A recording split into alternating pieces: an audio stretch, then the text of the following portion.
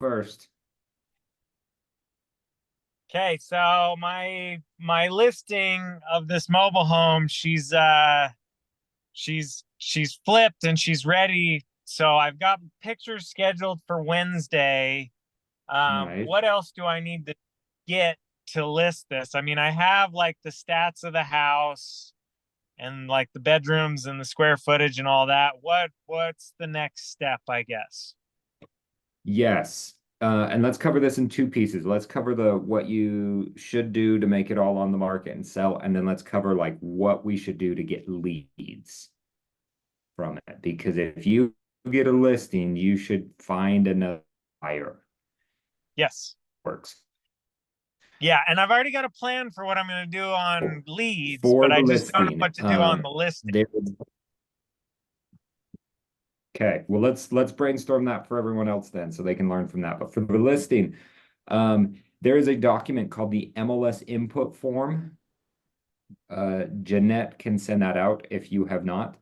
It will be a checkbox list of everything that the MLS asks of her to fill in. And you can fill in as much as you want. You can have the clients fill in as much as they know, kind of tag team it however you want to do that. But then in the end, they end up signing it. And that's what Jeanette will use to build the listing. If it's ever been Okay. on the MLS before, that's going to come like pre-filled out with whatever was there. And so it's Never more been just on. like, yeah, I figured. So, so filling that all out, and like I said, you're probably going to know a lot of it. It's like, what kind of flooring does it have? Where are the beds and baths and stuff? Like it literally looks like the MLS, just in a checkbox form. So with that, then you can turn that into Jeanette or have her send it is usually the best way because she has a DocuSign template that she can just send really easy. Oh, okay. Then she will create the listing and then either send it to you before it's live, or you can or she can post it and then you can look it over, make any changes that need to happen, and then you are officially live. Then Okay. she'll also set up aligned showings. So, and you can double check that that's actually going to your seller correctly, exactly how you talked about it. But most times it's just, it texts the seller, they reply with a Y, and the showing is set. But then if you need to do weird things, they're like, I can't show the house before noon ever. Like you can block those times out. You can limit showings. You can make people request the showing like 4 or 5 hours before they actually walk through. Whatever you want, you can do. And Okay. then you are on the market. Now that syndicates out everywhere. So every website that has homes now has that home on it.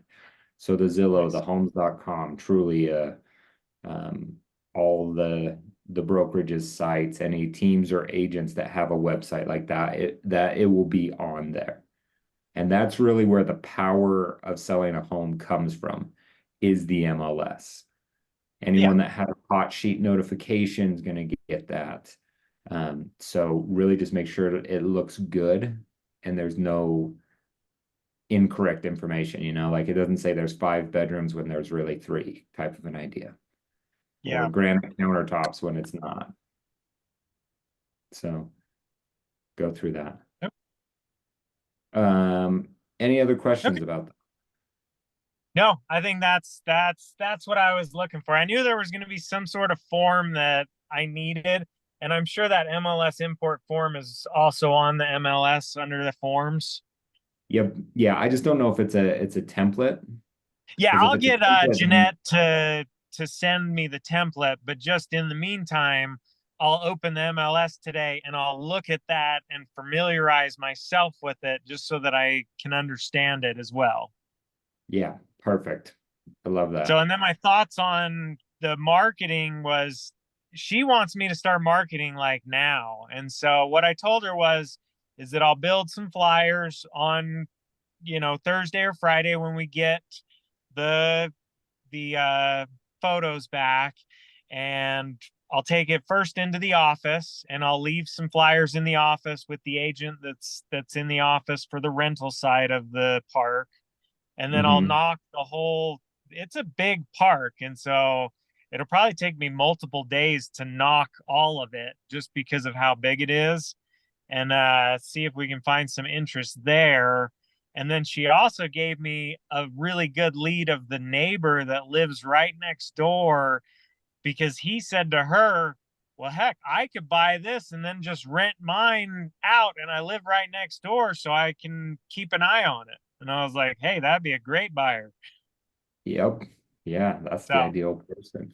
so she's going out of town today, and I'll go up and I'll talk to that guy while she's gone, just so that she's not around and we can have a chat and not have to worry about it. Yep. So Okay, so what as a else game should we plan, do? we gotta talk to all of the neighbors. Neighbor? And this is door knocking with a flyer being left is what you're doing. The Yes. other idea is leverage the seller. Who does she know that you should be talking to about buying her home, or selling, right? Because that's the other thing that we would get from sellers. Uh, are you gonna do an open house? Probably. But Okay. so she's going out of town today and she's coming back the 22nd, which is next Wednesday. And she's kind of on the fence of whether or not she wants it to go live before she gets back or after she gets back. So I said, let's just talk. We can either do an in-person talk before we go live, or we can do a video conference chat before we go live and just finalize everything. Cool. What else? What have you guys heard that agents do to get leads when they have a Um, listing? I was also going to put it on KSL just because Perfect. of the market. There's a lot of mobile homes on KSL. Um, Mm-hmm. Facebook, I'll put some Facebook stuff out there. Should I make a listing on Marketplace? What's your vote, everyone? I say Yes. yes. All right. Everyone says yes, Dave. And then, Dave, there are specific Facebook pages that other agents are a part of. And I don't think it'd be a bad idea to share the listing to the other agents from other brokerages. Yep, for sure. If there is a like neighborhood Facebook page that you are not a part of, but your seller is, it's always a good idea to have them post there. My favorite way to do that is send them your KW website link right to the house. So if Okay. someone's looking at it and then has questions, when they fill out the box, it goes to you. Your face is there, like you're listed as the agent. It's not like a Zillow or something like that where it goes to someone else. And it's not the MLS, which yes, you will be shown, but then if they click onto any other listing, now they're sucked into every other listing agent and trying to talk to them. So your ML or your KW site is a great one to have them share on their social media and neighborhood pages that they're already a part of. What else? How else can you leverage a listing to get buyers? By the way, all of these work for like if you're doing anything with a listing, right? If another agent in the office is like, oh yeah, you can help market my listing, you can do all of these same things, which is another good way because listings bring buyers. So what else could you do? Did we already mention when knocking on the neighbors' doors, asking them for referrals or people to reach out Nope, to? that's a great one. No, and That's a that's great one. that's a good one, because you always want to ask, especially the people that live like directly adjacent, next door, across the street, behind. Like, who do you know that you want to live by? Who do you know that you want to be your neighbor? Yep.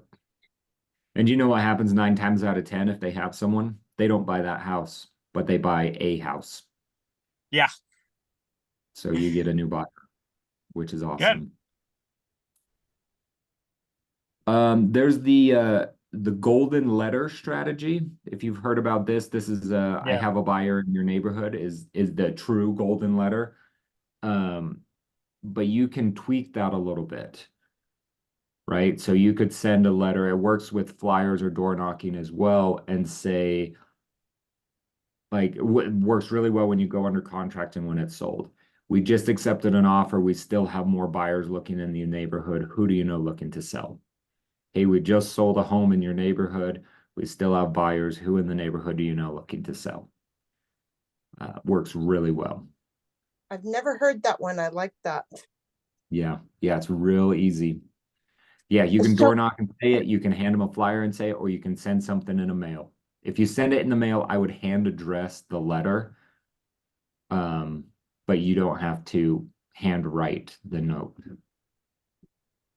okay. I have a question if nobody else does, real quick. Yeah. I did an open house with Ivan on Saturday for 3 different condo, townhomes, whatever you want to call them. Anyways, they were over in Eagle Mountain and it was for Heather Groom, and they had just gone on the MLS a couple days before. And I found out several things. One was that it was misrepresented in the MLS as that it included access to the pickleball courts, the pool, and the pool house, the clubhouse. And these particular units don't have access to that. And I was like, are you kidding me? And then on top of that, we really had like little to very, very little traffic. And I thought, okay, what did we do wrong? I mean, there were just, it was, and the units were atrociously messy and dirty. And Mm. apparently the tenants who currently live in these 3 units that are owned by the same investor, they didn't get notified that they had to move out. And this was all that they were told. They weren't told that there was going to, the houses were going up for sale. They were told that, they're coming to do their annual inspection, and they only got an email.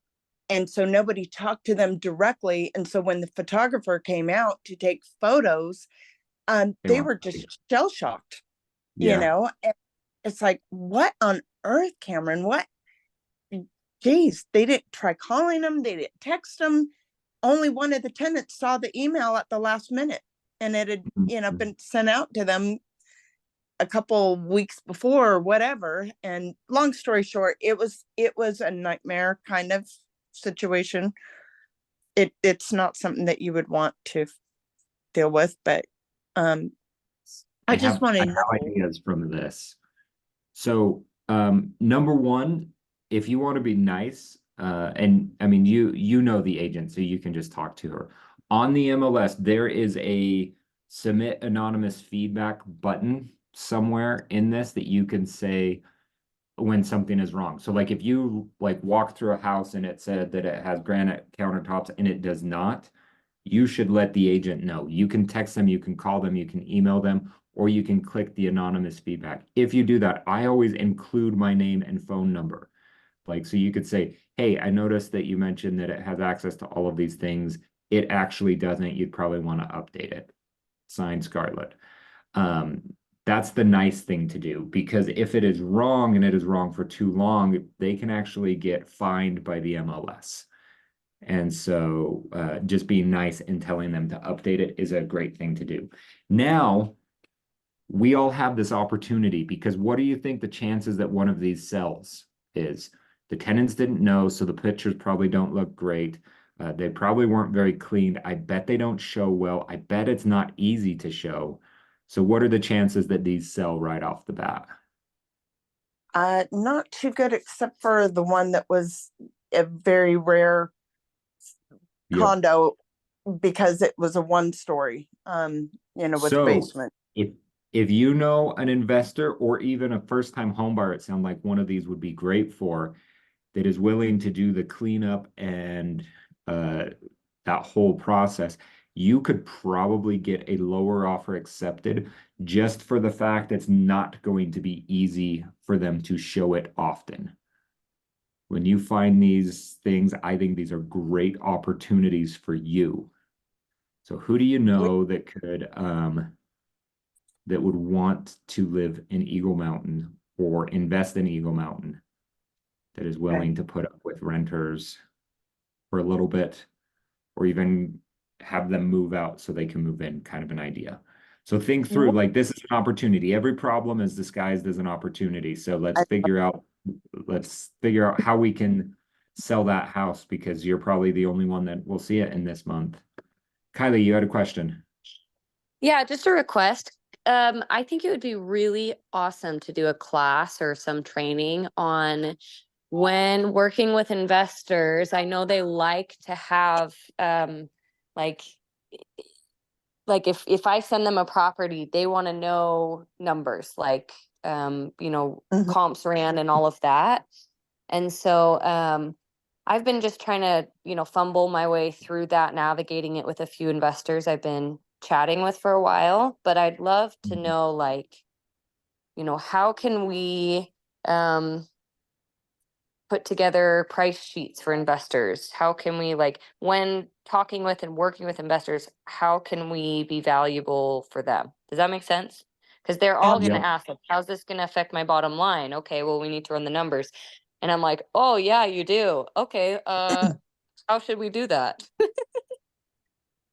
Yeah. And I'm a fan of, if they know numbers and they've invested before, let them run their own numbers, because everyone does it a little bit differently. First time investors, you're going to have to walk them through that. So that would be a great class for us to do. It is on my list, maybe even happening this month. I'll Love keep it. you posted, Kylie. Love it. Priscilla, you have a question?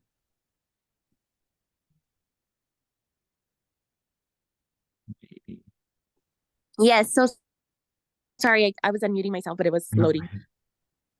I have a possible listing for today that they want me to go take a look at, but the lady, I spoke to her on Friday, and she does have a tenant in the property right now.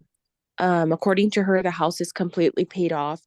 She has it listed right now on Zillow for 510, but Mhm. basically she doesn't want to pay us a buyer's agent fee, and she Mhm. only wants to pay a 3% seller's listing. She didn't really want to list it with an agent, but once I talked to her, she did let me know, like, oh, hey, I actually have an appointment with another agent on Monday, but if you want to come before and talk to me and see the house, that's fine.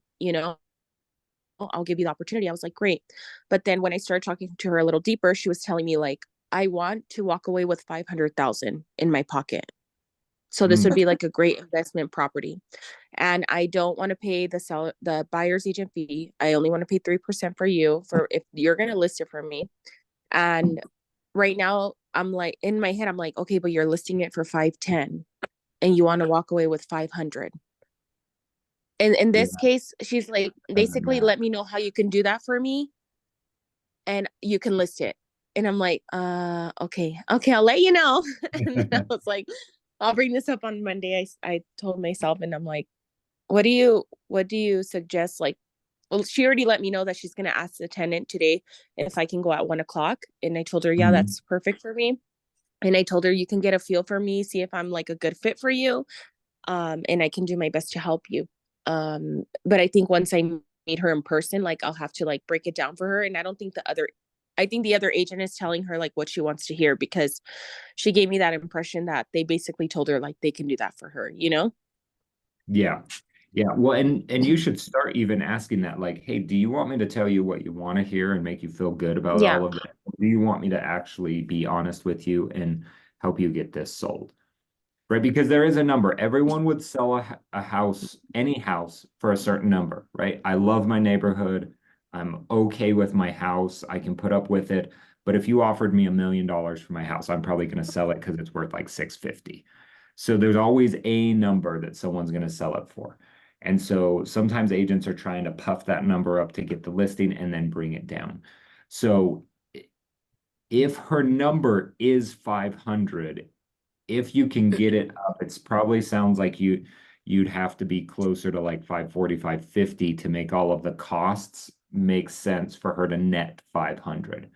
Now, if she wants to net the most amount of money, but she doesn't really care what that is, she just wants to get rid of this, then that's where we can come in with great comps, actually get it sold. But if she's like, no, I have to net 500, even if the offer's netting her 495, is she going to say yes, or is she only going to say yes if it's 500? And so there's a couple of hard lines that people draw, and if it doesn't math out, then it's usually not worth it. But that's where you get to kind of read them, right? If you're like, okay, if you want to net 500, what if we could net 495? Would you still sell then if that's what the offer? If it's 490, and if she's like, nope, nope, nope, like she's probably a hardline person and it's not ever gonna sell. If she's like, potentially, but I really want 500, then it's like, okay, well, there's wiggle room there. And so she'd be willing. And so you could do it.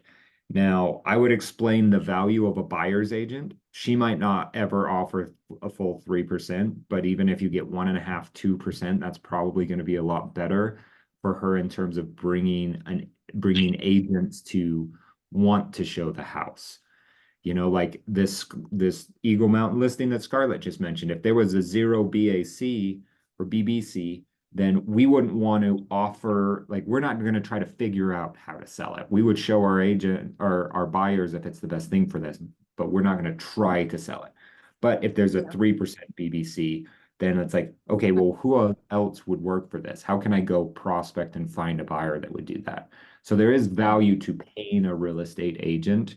And so just being ready for that and just knowing, okay, we can list it at what it should sell for, but these are realistic prices that things cost. You have to pay a real estate agent for the seller, the buyers usually, and then title insurance, probably even closing costs in this market. So if you're at 510 to get 500, that's not going to happen because most people will ask for at least 10,000 in closing costs at that price. So right there, it's gone. You can't even get title insurance, which you have to get. So the numbers might not math out for what she's doing. And so you'd have to kind of fill her out. Like, do you want to sell it now? Do you want to wait another year and see if home price come up so you can net that 500? Okay, But makes sense. I'd She have that seemed, open yeah. conversation. After I spoke And to her, she we can seemed talk about a this little- more offline if need to. Okay, sounds good. Thank you, Go Cameron. ahead. Thank you, Cameron. Sorry, I think I'm in a bad reception area. Or the 13th. I might hopefully the ones. Okay, this week is M and X for your names. Oh.